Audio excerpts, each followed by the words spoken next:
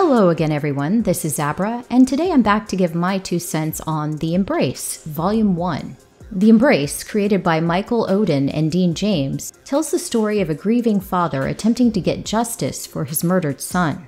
When the story opens, readers are introduced to Mr. Clarence Griffin, a broken man and father who's been trying to cope with the loss of his young son, and essentially what remains of his shattered life. Clarence's son was brutally murdered about a year earlier. The grieving man has been desperately trying to keep it together in the hopes that he will see justice served for his son David. He has been called in by the captain of his local police department, and he is hoping for some new leads in the case. Clarence's hopes are quickly dashed when the officer informs the father that the case has gone cold, and due to no further leads, they will no longer be actively pursuing the investigation. As one might imagine, this news is absolutely devastating to Clarence. After a brief immediate outburst by the grief-stricken man, a strange calm seems to quickly come over him, and he appears to brush the news aside. It's obvious to not only the captain, but to the readers as well, that there is more going on inside the father's head. When we next see the man, he is in a desperate way, drunk and about ready to end it all. But before he goes, he pays one last visit to the scene of his son's murder in order to say goodbye. Suddenly, he hears a familiar voice, the voice of his little boy, David. At first, Clarence believes that this must be a hallucination, brought on by the enormous amount of alcohol that he just ingested. However, it is soon revealed by David, now in spirit form, that he has indeed been allowed to return. He gives a quick apology to his father, and before the man has a chance to ask why, David begins to show his dad a vision of what happened that dreadful night. Clarence is horrified as he watches the scene unfold. He is able to feel the fear his son experienced. However, David compels his father to pay close attention because it provides a clue as to who is responsible for the horrific crime. In the midst of the vision, Clarence is unaware that a mysterious transformation is happening to him. When he snaps back to reality, he is shocked to discover that he and David have merged into a single entity and have become some sort of spectral super being.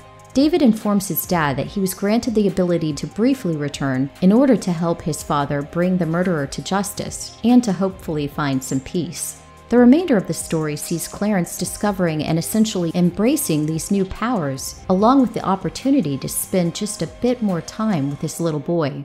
The duo must track down David's killer and try to obtain information that will ultimately lead them to the person calling all the shots. Readers eventually learn that there is more than meets the eye concerning David's death, and that there are more sinister forces at work, forces that will end up coming into play in future volumes.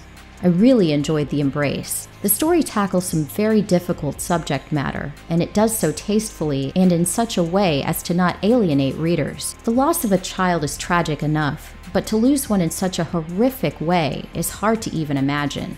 While the story deals with a dark topic, it doesn't feel weighed down by darkness. There is an underlying element of hope to the tale. Michael and Dean did an excellent job of making the father and son dynamic of Clarence and David feel natural. I was touched by the emotional interactions they shared and the occasional playful banter they would engage in.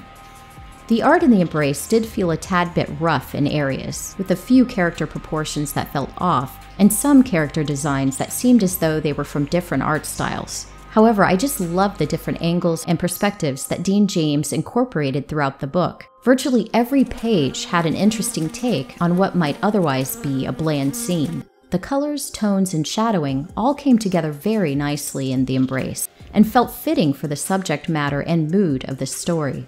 There are also several Easter eggs cleverly placed throughout the book, which give a nod to several notable figures within the Comicsgate community.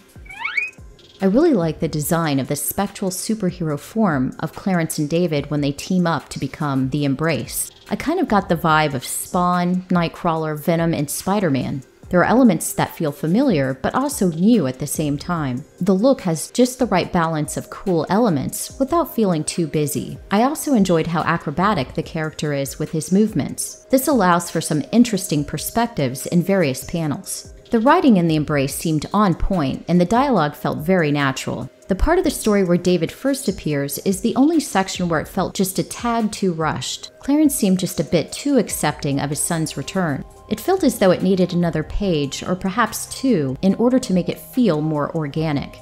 The Embrace feels like a great start to a brand new series. Having the hero be a melding of a father and his deceased son is an interesting and unique idea, and I really enjoyed watching Clarence and David interact together. It's touching to see the boy try to help his father heal, while also watching him experience the excitement and thrill of their new abilities. I've heard through the grapevine that Dean, the artist, has really leveled up on his art game, so I'm excited to see what he has in store for readers with Volume 2. Speaking of which, the sign-up page is now available on Indiegogo, with the comics set to launch shortly after the new year, so please go check it out. So that's my 2 cents on The Embrace by Michael Oden and Dean James. Thank you so much for watching. Until next time, take care.